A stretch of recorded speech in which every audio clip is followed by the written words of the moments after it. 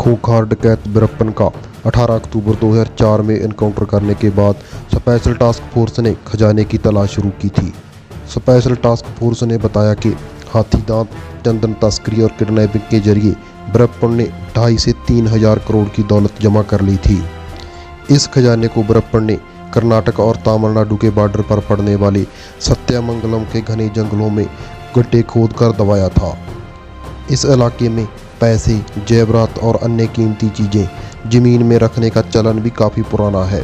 गांव वाले बैंक या घर में पैसे रखने की बजाय यही तरीका अपनाते हैं। वीरप्पन और उसके साथियों की मौत हो जाने से 3,000 करोड़ का खजाना ज़मींदोज़ है।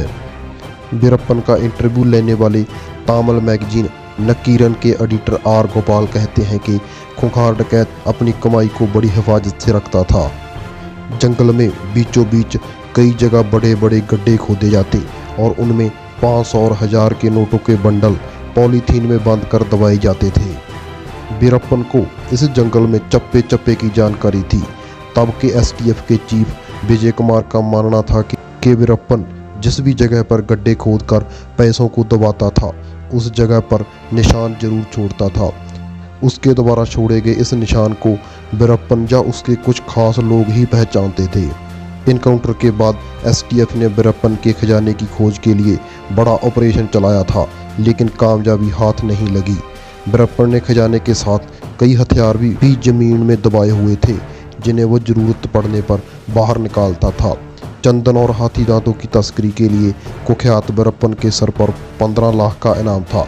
साल 2002 में कर्नाटक के कृषि मंत्री एच निगप्पा की हत्या के बाद वीरप्पन पर इनाम को बढ़ाकर 5 करोड़ रुपये कर दिया गया।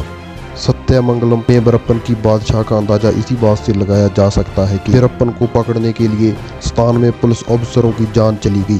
पुलिस वालों के अलावा वीरप्पन पर 184 लोगों की हत्या का भी आरोप था। फॉरेस्ट डिपार्टमेंट की फाइलों में दर्ज आंकड़ों के मुताबिक वीरप्पन ने 900 हाथियों का शिकार किया था। तमिलनाडु में कोलाथूर से लेकर पलार तक करीब 80 से 90 किलोमीटर के दायरे में आने वाले 30 से 40 गांवों में वीरप्पन की तूती बोलती थी। पुलिस की माने तो वीरप्पन एक निर्दयी, चालाक और खूंखार डाकू था।